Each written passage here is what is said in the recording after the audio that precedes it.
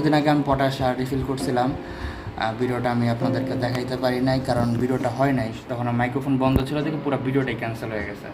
গতকালকে আমি অর্গানিক সার দিচ্ছি এবং লিকুইড সার দিচ্ছি, কিন্তু মাটিতে পোকা ছিল আগের থেকে আর নতুন কিছু পোকা আসছে, যার কারণে আমি আবার নতুন করে মানে পটাশ সার তো আমার এমনিও শেষ হয়ে গেছে। ছাদে অনেক গাছ আপনারা দেখতেই পাচ্ছেন, ছাদে যেহেতু অনেক গাছ, এগুলো পটাশ সার সব শেষ হয়ে গেছে, দেওয়া 1 কেজি শেষ, পুরো 1 কেজি দেওয়া শেষ।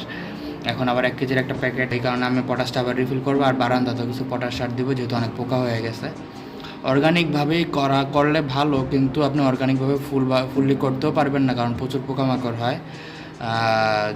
কাইন্ড অফ পঙ্গপালের মতো যদি বলি, পঙ্গপালের হিস্ট্রি যারা শুনছেন বা দেখছেন বা জানেন করোনার আগে পরে, তারা অবশ্যই জানেন যে এগুলো কী ধরনের প্রবলেম করে। ঠিক ওই ক্যাটাগরির প্রবলেমগুলো এই পোকাগুলো করে। মাটিতে শিকড় খেয়ে ফেলে, পাতা খেয়ে ফেলে, আর বিভিন্ন ধরনের প্রবলেম করে, ঘরে চলে আসে, সিঁড়িতে চলে আসে বা বাড়ির সিঁড়িতে। এই কারণে আর কি অর্গানিক সারের সাথে সাথে কেমিক্যাল সার দিলে এবং পোকার ওষুধ বা অ্যান্টিফাঙ্গাল দিলে আর কি ভালো আর কি।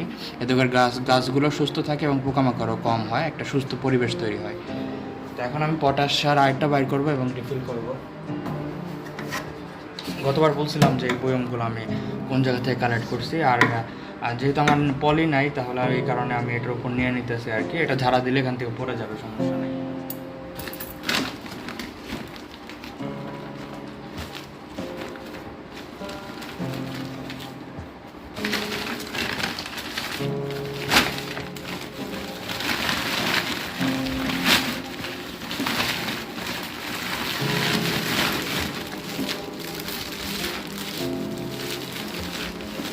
আমার কাছে আর দুইটা প্যাকেট আছে, দুইটা প্রত্যেকটা 1 কেজি করে প্যাকেট। বস্তার বাঁধবো আমি পরে বাঁধবো, আগে পটাশটা বলি। পটাশটা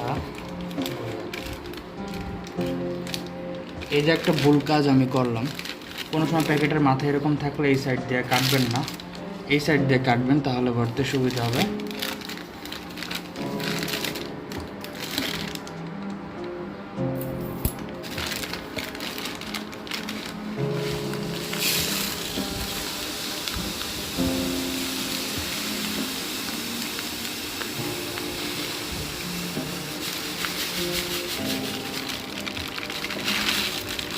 ভাগ্য ভালো এটা দানাদার জিনিস, লিকুইড না, তাহলে আরো খারাপ অবস্থা হতো।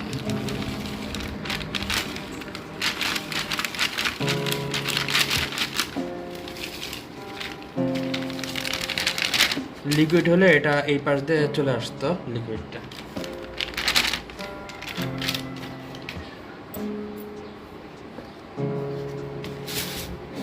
এই 1 কেজি পটাশ, এটা তো লবণ থাকে, পটাশিয়াম থাকে, ম্যাগনেসিয়াম থাকে, আর এটা ডুপ্লিকেটও হয় অনেক সময়।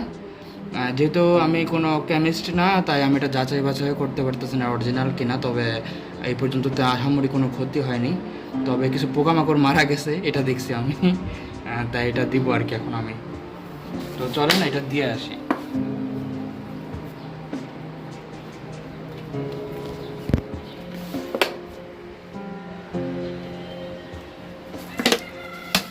এই যে হাতের মধ্যে অল্প একটু নিব, হাতের কোষের ভিতরে এই যে অল্প একটু নিশ্চয়ই দেখানো, অল্প একটু।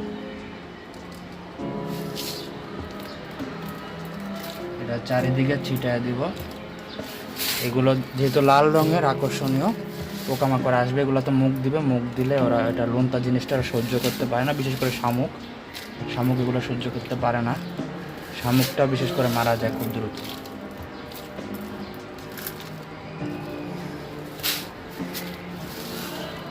নিচেও দিতেছি, কারণ নিচেও প্রচুর পোকা আছে।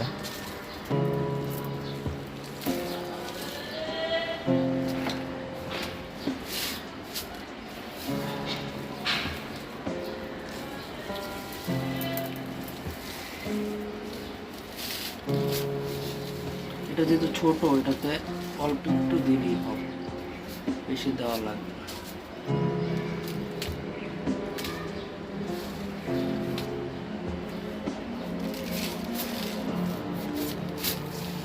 এই যে এই পরিমাণে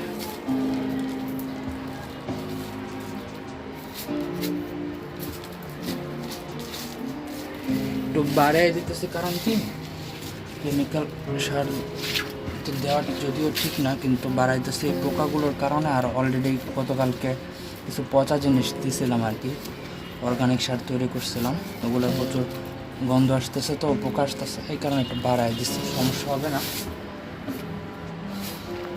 পানি দিয়ে দিলেই হবে। আর সবচেয়ে ভালো হয় পানি দেওয়ার সময় অর্গানিক সার দেওয়ার পরে যদি আপনি একটু আপনার হুইল পাউডার 1 চামচ দিয়ে যদি 1 লিটার পানির ভিতরে গোলায় যদি সবগুলো টপে দিতে পারেন, আবার একটা টপে পুরোটা দিয়ে দিন না, সবগুলো টপের মাটিতে একটু একটু করে দিতে পারেন। একটু লিকুইড সাবান নেবেন, বিন লিকুইড 1 চামচ, আর 1 চামচ হুইল পাউডার নিয়ে 1-2 লিটারের ভিতরে গলায় টপে টপে দিয়ে দিবেন। এতে করে অর্গানিক সার দিলে পোকামাকড়টা কম হয়।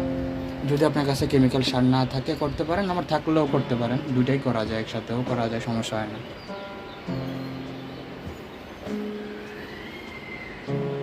তো আসি, আল্লাহ হাফেজ, সবাই ভালো থাকবেন।